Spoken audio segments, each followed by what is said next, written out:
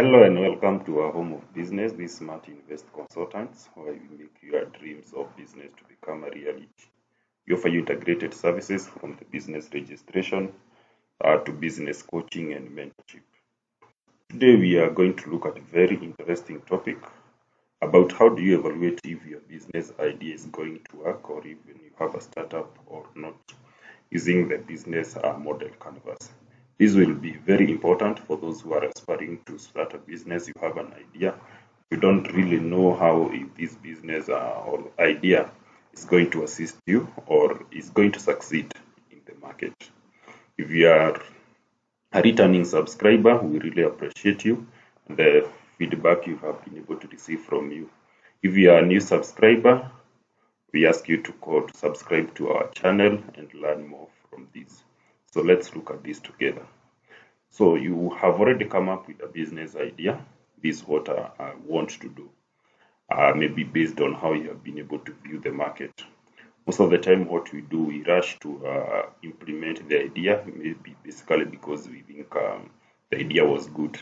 But we have not really tried to interpret the different parts of how we are going to run this business and of what importance aspects will we be able to look at this in our business so that we don't end up making losses.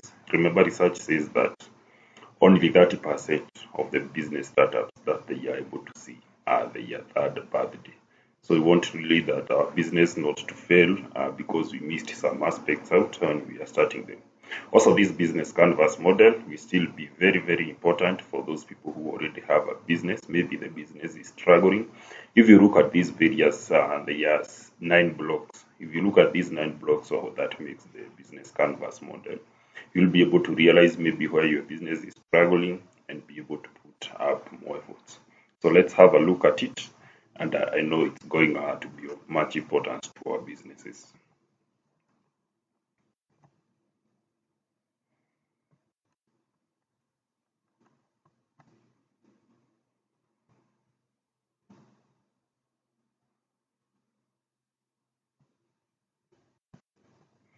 Sorry about that. So these are the 9 building blocks of the business canvas model. I'll start from my further right here. This is what we call customer segments. Before you engage into that business, have you tried to really look who will be your customers? I want to start a business in this.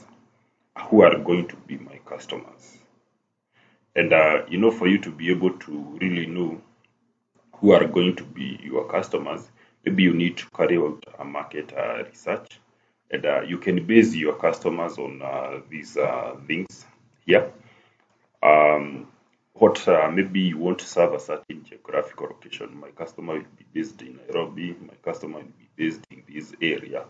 Number two, it could be demographics. It could be about age.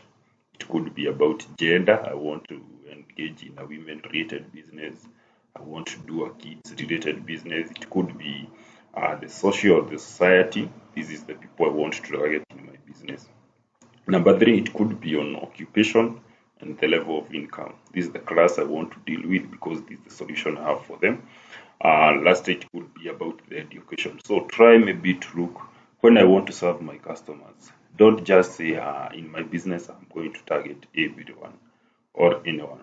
Just try to be specific about your customers because even when you go to the marketing segment, you realize that the way you relay your market information, the way you target your customer on the social media is basically based on your customer segment. Who did you select as your customer? So it's very, very important to think about who am I going to serve. When you think about them, what do they really want? What do they really want? Because sometimes we just start a business because we feel like it can sell, but you haven't really looked about who the customers are and what need are we going to solve. Remember, your business should be about solving a certain need. A customer has a need. This is what I want to solve the need they have, and then the money will automatically come. Compared to you are selling to customers or clients what you think they want. We need to give them a solution to the problems that they are facing. And about this, you can be able maybe to look at various things that maybe that's what we call the market gaps. What has not been satisfied if there is maybe an existing business as similar as what you are going to start. What has really that business missed out? I was giving an example of when you want to look at a customer need and when you want to look at who your customer is, and maybe even at that point here, the market niche. Don't really think about what more you can do, but think about more of what the customer would. I was giving an example of someone who set up a three-star hotel around a university. It was a good hotel, I think, because we have lecturers there. These are the main people who I will target as my market. And then one year down the line, she wanted to close the hotel down because of losses. And then here came the idea: who are really the biggest market here? And these are the students. So, what do the students want? Do they really need a comfort place to take their food, or they just really need food? And that's why she really closed down the three-star hotel and opened more of a low-income hotel here, and decided that I'm going to supply these students with a food famously known as Jaffa. And that's how she ended up making huge profits from her business. So really think about what pain and do your customers want. Is it about the quality? Is it about to them? Is it the price that matters? What really matters to them? And this is what you are going to provide a solution to. Number three, how do they want it delivered? Yes, they want your product. Are these like when we say about if I'm targeting people who are educated, maybe they are working class, will they really be able to make a walk into my business, or do they want me to deliver to them? Will they really be able to see my business when I do a very good display, or do I need to find them on social media? So when you think about your customer segments, actually focus on these four main areas and you'll be able to get the right market for your business. We move to number two. It's something that we call the value proposition. The value proposition. In value proposition, again, we are looking at what is the customer's gains or problems, or pain point. Specifically, what do they want? And when you look at this, as I was saying, you can look at these four things here. The client will be looking for five things in your business. Number one, the struggle could be about the price. Maybe the prices are too high. They just need to have affordable goods. So if I decide maybe now my value proposition, I'm going to dwell about price. Number two, it could be about the quality. The quality of goods they are offering. I'll take an example of even quality maybe of what is currently happening in the food industry. You find most of the foods now are being grown with chemicals, and it's really affecting our health. And what is, if I was targeting people based on their educational background and also on occupation, really, and maybe I was dealing with a veg industry, want to deal more with vegetables, maybe I would really go for organic vegetables and make sure that this target market I'm going about, when they look about quality, they are not basically only looking about the price of the product. They can forego that and now look at my health issues, and this is where quality comes in. If so, a customer could be looking about quality. A customer could be looking of something we call convenience or delivery. Maybe they don't want to make walk-ins into your business. They want to find the goods or the service to be able to find them at the comfort of their homes, at the comfort of their houses. So this is where actually social media has to come in handy, and this is where you find a lot of companies are making a lot of sales online. Think about those people who are going to buy from, for example, Jumia is an online shopping. They leave a lot of shops at the maybe areas of jurisdiction or the markets, but still go and buy online because what they are looking for is convenience. I'm going to my office at 7, I'm leaving at 7, I don't have time to go through your business, I want that thing delivered to me. Then the level of service. How well do you serve your customer? Just there are people who will just come to your business because your level of service is excellent. Then flexibility.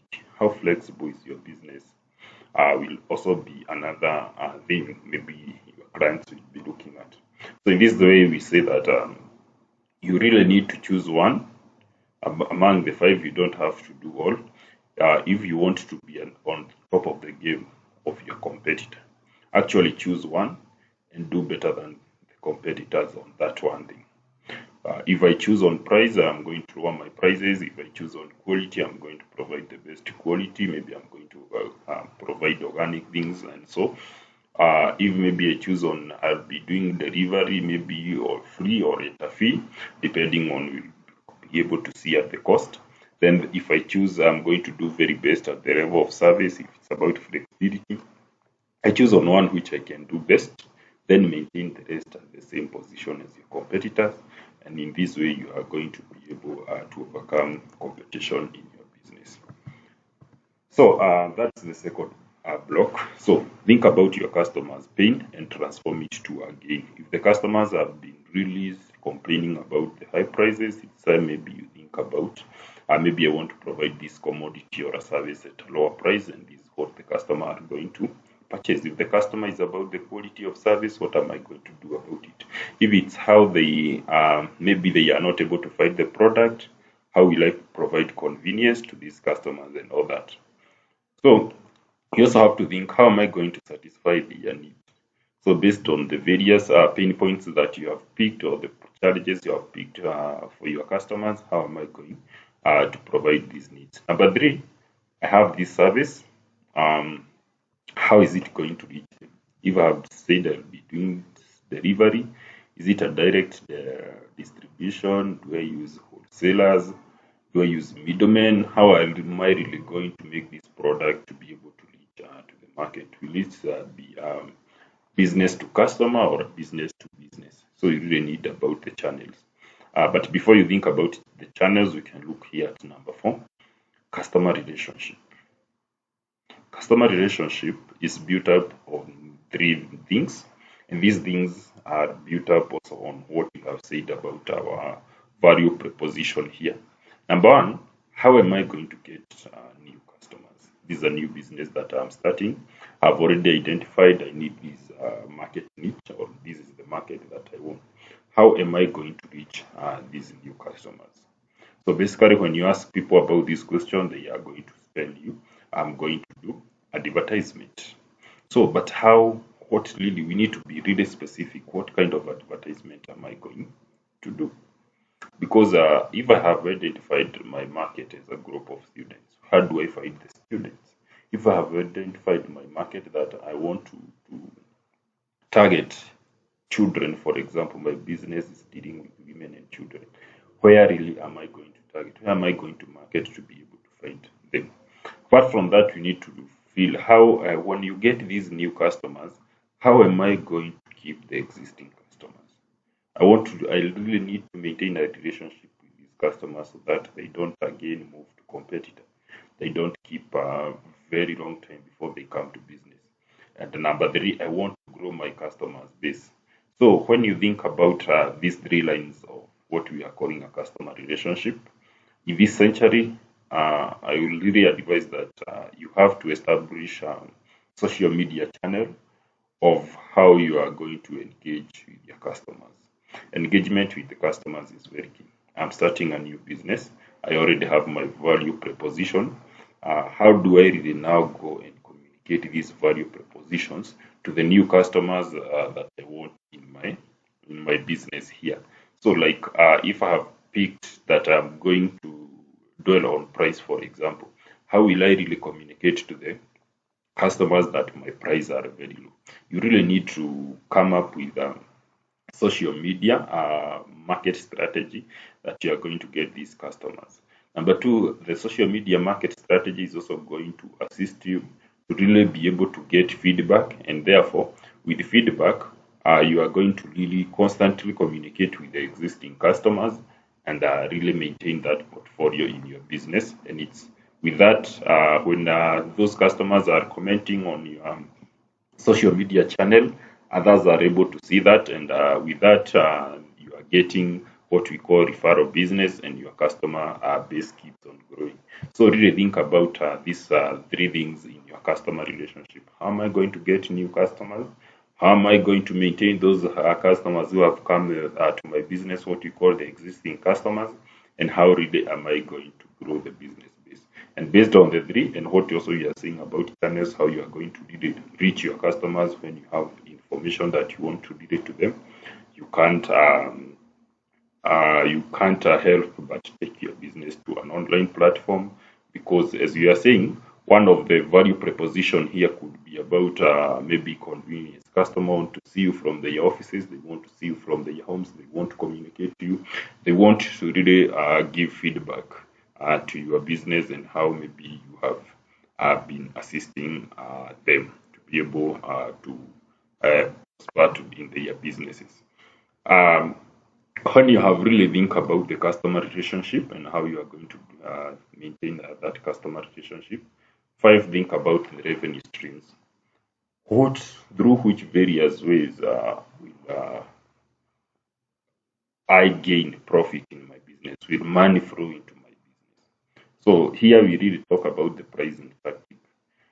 When I really decide this commodity or this service, I'm going to sell it for this much. What have I considered? Will it bring enough revenue to my business to be able to support this?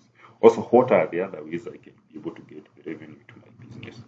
I'll give an example of someone who engaged in traditional African wear industry. So basically, when they were starting, they are just making the African wear outfit. But then you realize when you are making, because there will be a lot of cuttings on materials, you really also have a lot of waste into your business. And that's how they came up with can we also be able to make African earrings using now this waste, and they minimize on waste of materials, for example.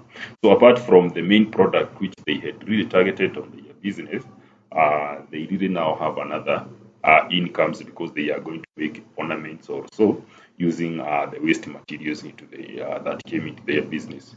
Another example could be someone who has really engaged in farming, and you really find that a lot of people also want to learn from farming, and that's how you find people now going to other people to learn about the same, because maybe it's doing very well. So apart from doing the greenhouse farming and a bit of organic farming, he really now had this to invite students, pay a fee, and come and learn from what he was doing best. So apart from selling of the farm produce and that, he also have another source of income from charging on training also. So really think about the various ways this business is going to bring you income.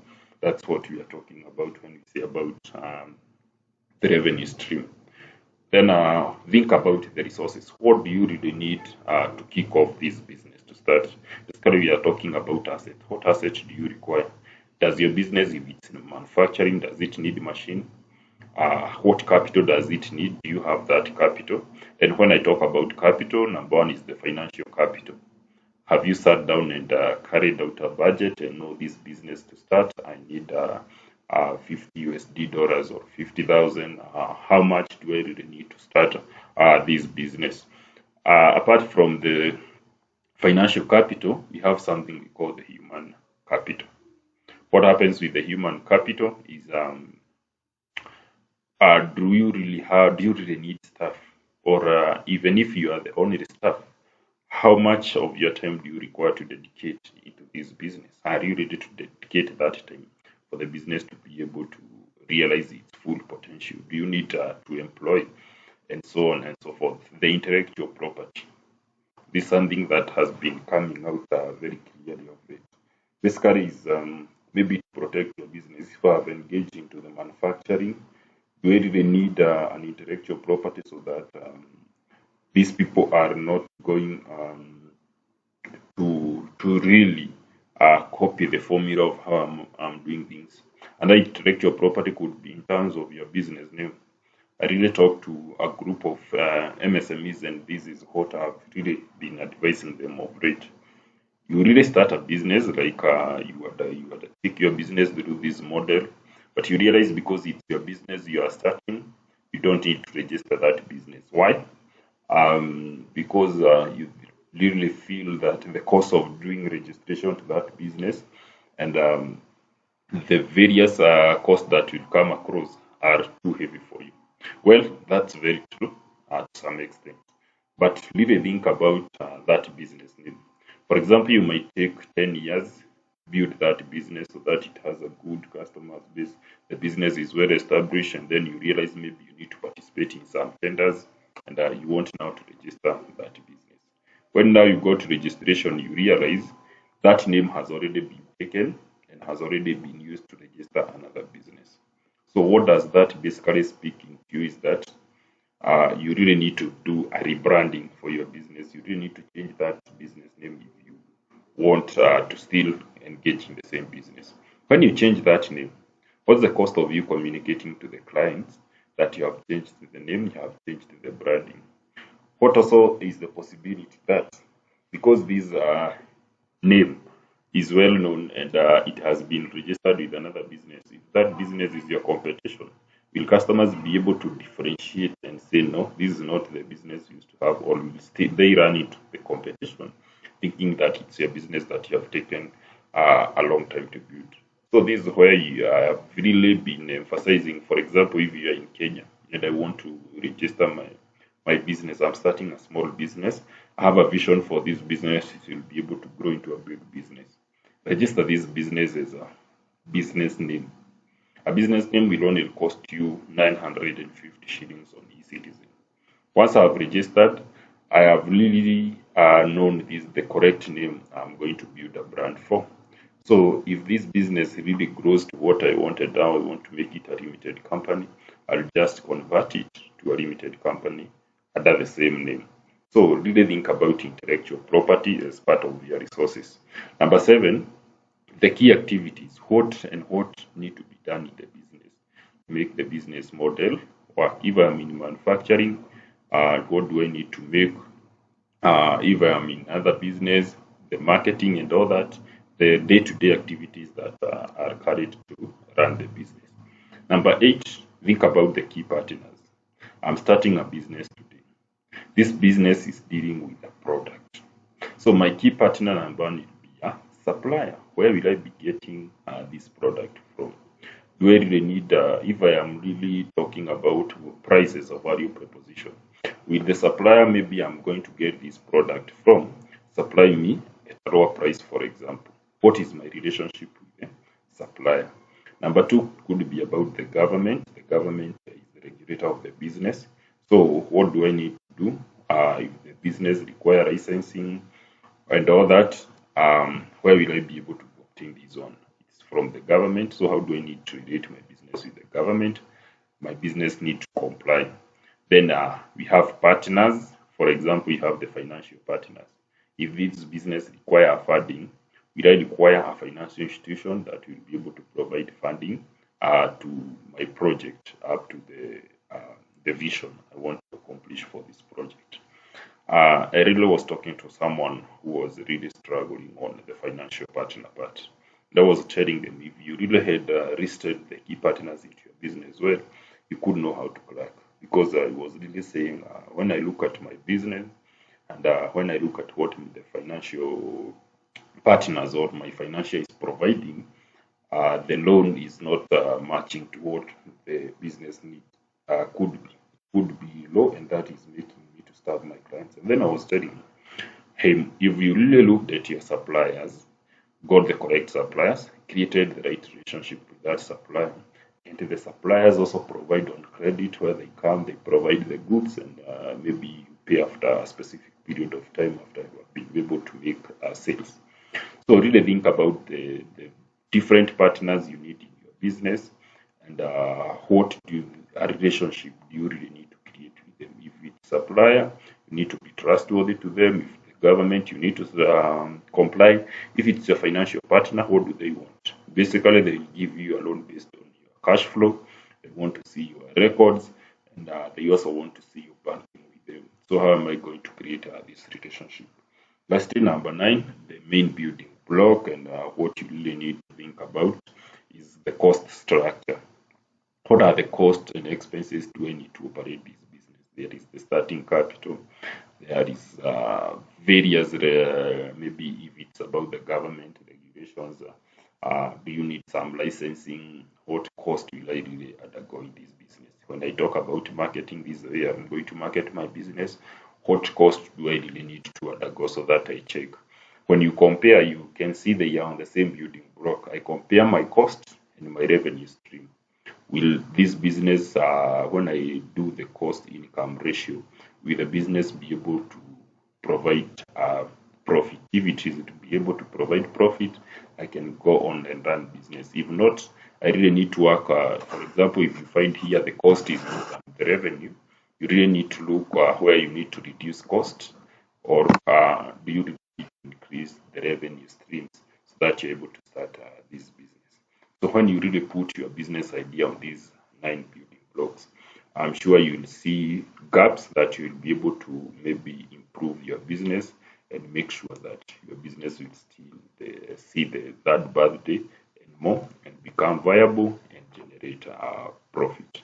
So in case of you really need more of these and more guidance, still you can be able to reach us. Our contacts are down here. We are the home of your business solution needs. Really also you subscribe to our channel so that you can be able to see such videos and more, and so that you can be able to grow together in business. Thank you, and I wish you well as you execute your business idea. But as they say, you really need to put it into practice, and before you need it to you put it into practice, make sure you are banking on the viable idea by minding about the 9 building blocks of the BMC model.